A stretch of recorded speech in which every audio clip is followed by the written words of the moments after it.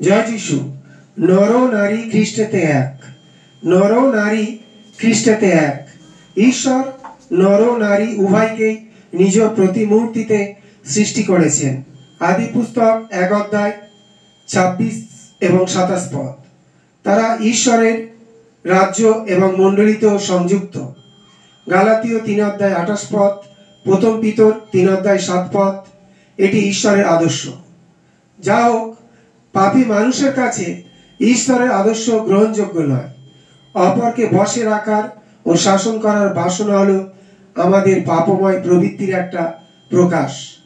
মানুষ মনে করে যে যেহেতু নর নারী শারীরিকভাবে ভিন্ন, তারা আত্মিকভাবেও ভিন্ন।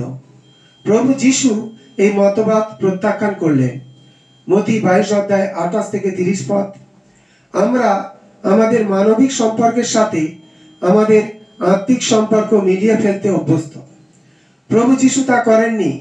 মথি 12 অধ্যায় 46 থেকে 50 পদ, লুক 11 অধ্যায় 27 থেকে 28 পদে প্রভু যিশু একজন নারীকে সংশোধন করে দিয়েছিলেন, যিনি মনে করেছিলেন দৈহিক সম্পর্ক ও আত্মিক সম্পর্ক একই। প্রভু যিশু নারীদের মাত্র মায়ের ভূমিকাতে সীমাবদ্ধ করেননি। নারীদের একটি আত্মিক ভূমিকাও আছে, যা ঘরের কাজকর্ম থেকে আরো গুরুত্বপূর্ণ। লুক 10 অধ্যায় 38 থেকে 42 পদ। তিনি প্রত্যেক মানুষকেই ঈশ্বরের প্রতি একটি দায়িত্ব দিয়েছেন, যাতে আমরা পুরুষ বা মহিলা এতে কিছু আসে যায় না। জিহুদি গুরুদের কেবলমাত্র পুরুষ শিষ্যই ছিল। তারা মনে করতেন একজন মহিলাকে শিক্ষা দেওয়া হলো তাদের মর্যাদার তুলনায় নিচু কাজ। প্রভু যিশু পুরোপুরি এই রীতি পালন করেননি।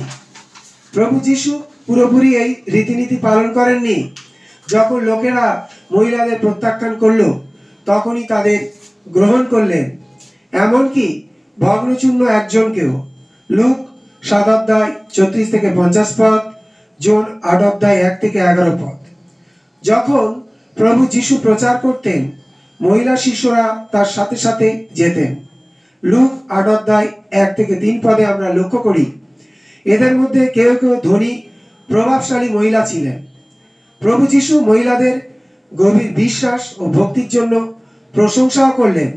মথি 16 অধ্যায় 28 পদ, লুক 21 অধ্যায় 1 থেকে 4 পদ। প্রভু যিশুর ক্রুশারোহণকালে মহিলারাই তার সঙ্গে অবস্থান করেছিলেন এবং তার পুনরুত্থানে প্রথম সাক্ষীও তারাই হয়েছিলেন। জন 19 অধ্যায় 25 পদ, 20 অধ্যায় 1 থেকে 8 পদ। পবিত্র আত্মা নরনারী উভয়ের উপরই সমানভাবে অবতরণ করেন। প্রেরিত 2 অধ্যায় 17 পদ। আদি মণ্ডলীতে মহিলা ও পুরুষেরা একত্রেই প্রার্থনা করতেন। প্রেরিত 1 অধ্যায় 13 থেকে 14 পদ, 21 অধ্যায় 4 থেকে 5 পদ। মহিলারা মণ্ডলীর সদস্য ছিলেন। প্রেরিত 5 অধ্যায় 12 থেকে 14 পদ, প্রেরিত 8 অধ্যায় 12 পদ। তারা ছিলেন কার্যকরী ও বিশ্বাসী। প্রেরিত 9 অধ্যায় 36 থেকে 41 পদ। মহিলারা তাদের বিশ্বাসের জন্য নির্যাতিত হয়েছিলেন। প্রেরিত 8 অধ্যায় 3 পদ। তারা যখন অন্যায় করেছেন তখন শাস্তিও পেয়েছেন। প্রেরিত 5 অধ্যায় 1 থেকে 10 পদ। মণ্ডলীতে মহিলা ভাওবাদী ও পরিচারিকা ছিল। প্রেরিত 21 অধ্যায় 9 পদ এবং রোমিও 16 অধ্যায় 1 পদ। প্রথম তিমথিও 3 অধ্যায় 11 পদে যে গ্রিক শব্দ স্ত্রীলোকেরা অনুবাদ করা হয়েছে, সেই শব্দের মূল অর্থ হল পরিচারিকা।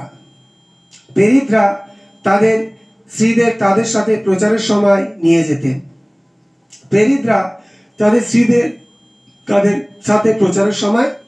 নিয়ে যেতেন। প্রথম করিন্থীয় 9 অধ্যায় 5 পদ। কিছু কিছু মহিলা ছিলেন অত্যন্ত সক্রিয় প্রচারকর্মী। পৌল কয়েকজন মহিলাকে আমার সহকর্মী বলে উল্লেখ করেছেন।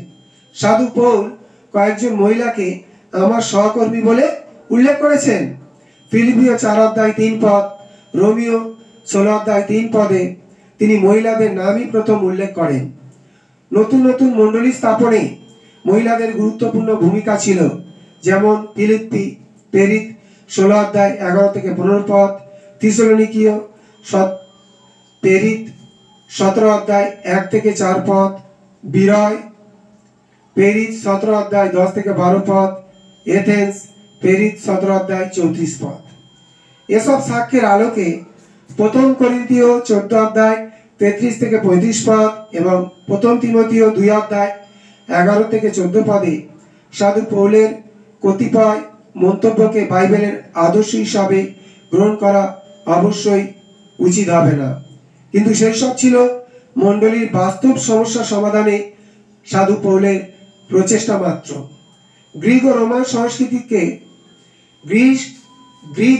সংস্কৃতিতে নারীকে খুবই খারাপ দৃষ্টিতে দেখা হতো। পুরাতন নিয়ম ও জিহুদি সংস্কৃতি তাদের নারীদের অবস্থানকে কিছু উন্নত করেছিল। পুরাতন নিয়ম ও জিহুদি সংস্কৃতি নারীদের অবস্থানকে কিছু উন্নত করেছিল। ঈশ্বরের সৃষ্টিতে যে পূর্ণতা ছিল তা ফিরিয়ে আনার জন্য প্রভু যিশু তার মণ্ডলীর মাধ্যমে কাজ করতে যাচ্ছেন। রোমীয় 8 অধ্যায় 18 থেকে 25 পদ, কলসীয় 1 অধ্যায় 15 থেকে 20 পদ। সাধু পৌলের মতো আমাদেরও অনেক সমস্যা ও গোলামিকে জয় করতে হবে। সাধু পৌলের মতো আমাদেরও অনেক সমস্যা ও গোলামিকে জয় করতে হবে, কিন্তু আমাদেরও আদর্শে পৌঁছাতে হবে। আমাদের ও আদর্শে পৌঁছাতে মনে প্রাণে চেষ্টা করতে হবে। পৌল স্পষ্ট দেখতে পেয়েছিলেন স্ত্রীলোক ও পুরুষের মধ্যে কোনো তফাৎ নেই। সাধু পৌল স্পষ্ট দেখতে পেয়েছিলেন যে পুরুষ ও স্ত্রীদের মধ্যে কোনো তফাৎ নেই, কারণ খ্রিস্ট প্রভু যিশুর সাথে যুক্ত হয়ে তোমরা সবাই এক হয়েছ। কারণ খ্রিস্ট যিশুর সাথে যুক্ত হয়ে তোমরা সবাই এক হয়েছ। গালাতীয় 3 অধ্যায় 28 পদ। জয় যিশু।